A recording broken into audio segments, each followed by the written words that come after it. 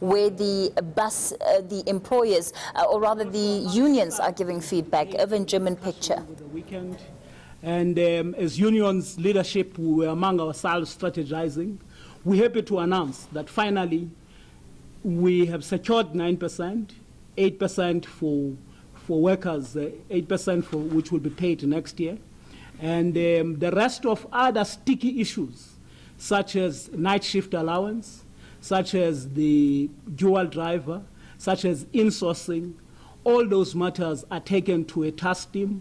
We will have to meet immediately after this announcement to basically deal with that particular process, because our members are united to make sure that those issues are basically resolved. And today we're announcing, therefore, that this strike is coming to an end. Workers will resume work tomorrow. And secondly, we're saying they're resuming work tomorrow, but the final day will be Wednesday. And we're calling on employers to allow workers to go back to work peacefully without any form of harassment. And we secured mandates from our constituencies, all of us as here, to basically bring an end to the strike today. No problem. No. Are there any statements? Yeah, thank you very much. I think it is also important for us to appreciate our members, the efforts that they have made to demonstrate their labor power to the employers. We also thank them for demonstrating peacefully and showing and demonstrating to the employers that the unity of the workers is paramount. We are the mandated driven organization. We've been given a mandate by our members to sign the agreement. Hence, we are announcing today that we call off the strike. Okay. No, thank you. I think it wasn't easy. We engaged with employers throughout to ensure that the agreement that has been signed today came into effect. But what is clear, we demonstrated unity amongst all the trade unions, and employers never thought we would be united to this extent. Hence, they protracted this particular process.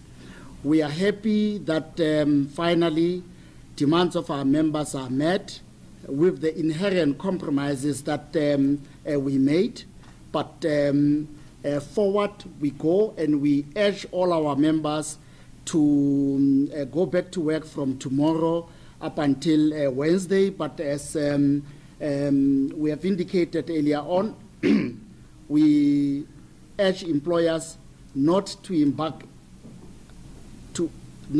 on any disciplinary process that will antagonize our members when they go back to work. Thank you. I think two issues that I think are strategic, we should say, is that part of what we will do from here as a collective of unions will be to engage government, especially around these sticky issues that are likely in the future to plunge this sector into problems. For instance, the issue of workers being paid night shift allowance is an issue of enforcement by the Department of Labor. The issue of dual drivers, if government was decisive, it should not be an issue that the Minister of Transport should not be able to intervene and make sure that there's stability in the industry. I think lastly, we must, on behalf of our members, thank the communities that were really affected negatively by the strike. We've listened to them. We understand their plight of what they went through. We will always do everything else that if it means we must go to a strike, it will be a last resort, which means that the dialogue and discussions that we must have with the employers, we will have to make sure that we find permanent solution on the issues such that our communities are not frequently subjected to the kind of challenges that they were confronted with. And I think I speak on behalf of everybody when I say we really thank them, we understand their plight, we understand their solidarity. Without their support, this strike would not have been successful. Maybe to add one part that we need to commit ourselves to our members. We have realized during this strike that there are some other employers who were negotiating in bad faith, delaying this thing, and then we are committing ourselves as organized union that we have a responsibility to transform this industry.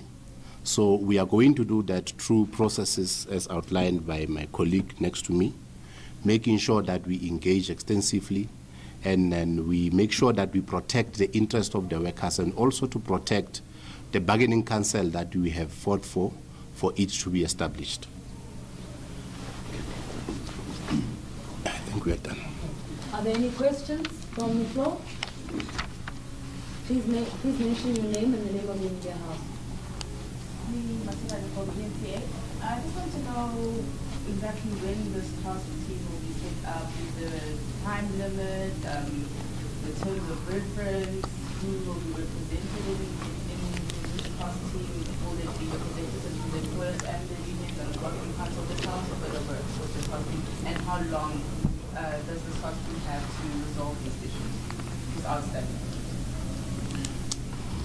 Well, I think we are fairly represented, all of us. We got chief negotiators, unions by unions that are here. We must be upfront that those details are not yet been crushed out. We will immediately after this process, workers going back to work, we will assemble, meetings will be organized, the bargaining council will convene us. It will make sure that all pieces of agreements, including what we've settled now on the back pay, they are put together into a one agreement that will be consolidated. And therefore there will be a meeting that will be facilitated, which will basically define a clear way forward. Very soon we will know what sort of timelines that we must embark, and as unions will reflect who will basically represent us into the task team. So it's work that is going to be underway. Any other questions? Okay. Well, thank you very much. Thank you so much for coming. If you want one-on-one, please come and find me. Thank you. Well, representatives of the various trade unions involved in the bus strike announcing that the strike has finally come to an end.